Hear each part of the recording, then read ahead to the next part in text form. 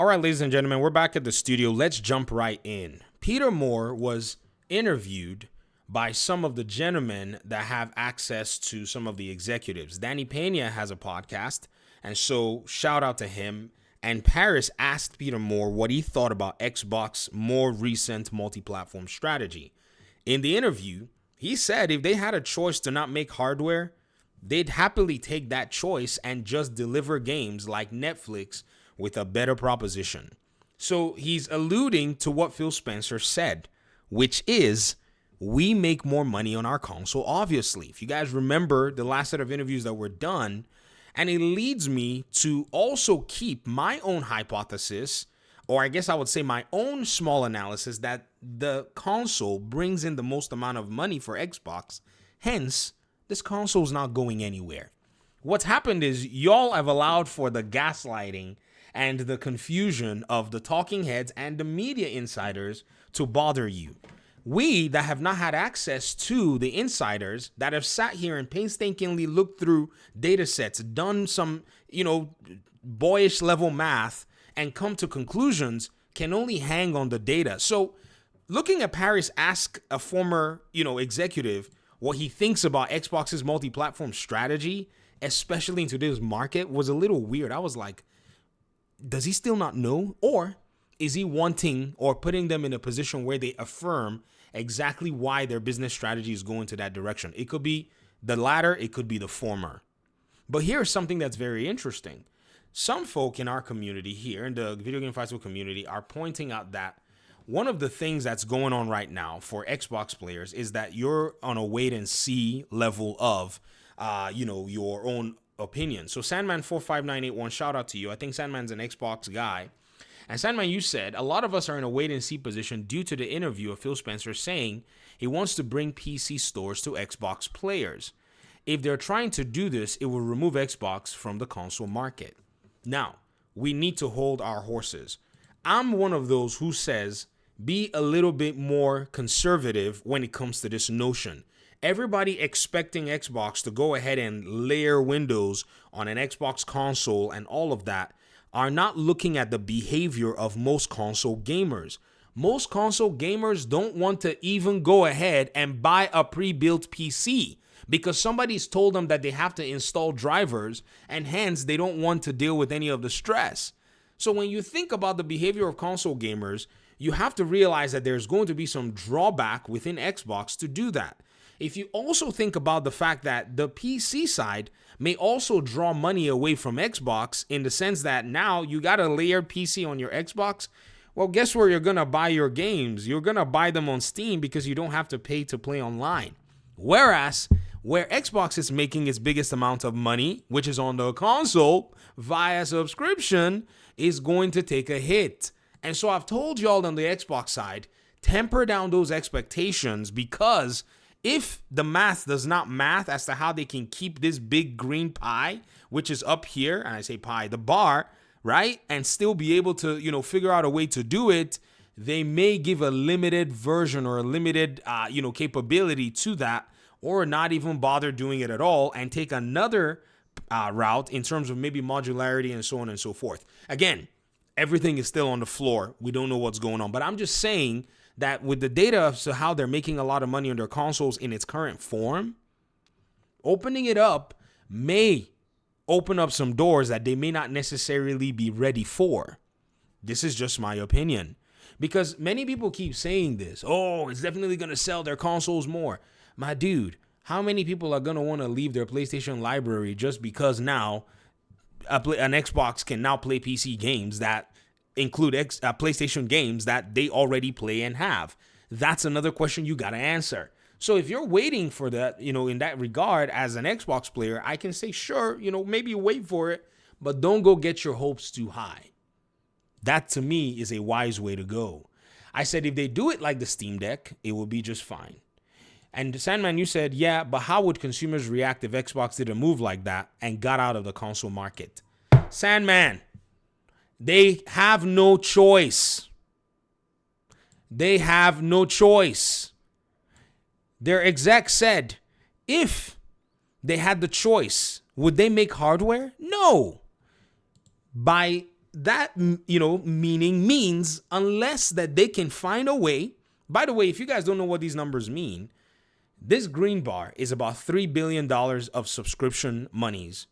The blue is what's gotten from Call of Duty from PlayStation. The red is what's gotten from Call of Duty on Xbox.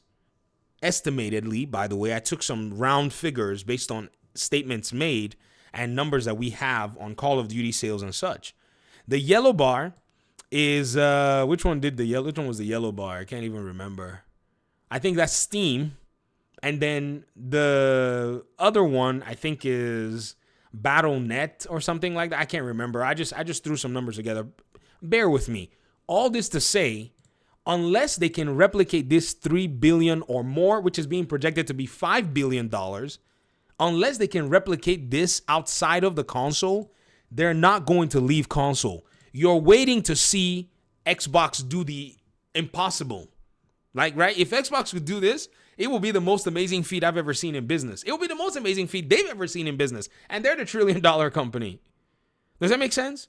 So you're saying you're on a wait and see basis. What are you going to do? You're going to abandon your library on Xbox and go get a gaming PC then when you've not gotten that gaming PC now? Like, I'm asking because, again, I know how console gamers think about their gaming for the most part. As even the ones that have a gaming PC.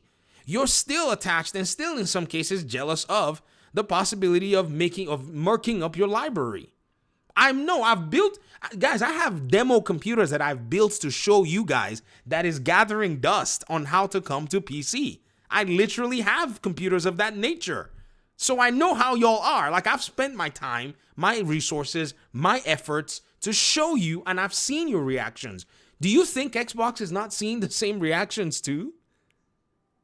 Again, it's a small sample. It's on a YouTube channel that's, small.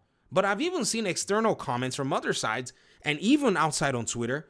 And many console gamers are there on console for very core reasons that have nothing to do with them putting Steam or other markets on the hardware. So what is the most important thing right now for Xbox? It's delivering games. Ensuring that their games go where gamers are and their games are the best in terms of options on their own platform. Sure, this is an Xbox. That is an Xbox. This is an Xbox. But in reality, a PlayStation, as much as we may meme it, ain't no Xbox. A PC is more of an Xbox than a PlayStation is an Xbox. This is the obvious truth.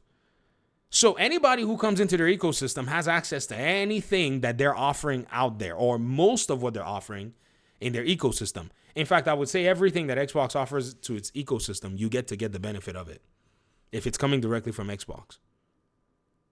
So at this rate, you have to be able to look and say the only reason you should be on Xbox is because Xbox needs you. And they're showing that they need you. Believe you me. They are showing that they actually do need you. Even though, you may, don't let this, you see, it's external influence. That's why I was looking at Paris when he was asking that. I was saying, is he really asking this now at this point? It's like wondering and saying, oh, a ship is leaving the docks, right? And then you look at the ship and the ship sails away. You go home and come back the next day and say, all right, yo, what do you think this ship is going to do? Is it going to sail off into its destination or not? And everyone's looking at you going, you mean the ship that sailed yesterday? That's literally how I saw that question. Again, like I said, his intent is what I don't know, but he could be, he had put that question out there so that Peter Moore would actually affirm what he thought, or maybe he was just curious what Peter Moore was thinking. Or maybe, in contrast to what Reforged Gaming had accused him of, he still would love to see a level of exclusivity outside of the third-party paradigm. Interesting stuff, innit? So this is why I wanted to go ahead and just come back and circle back to this particular conversation, because, again, I just feel like y'all are not... See, here's the thing.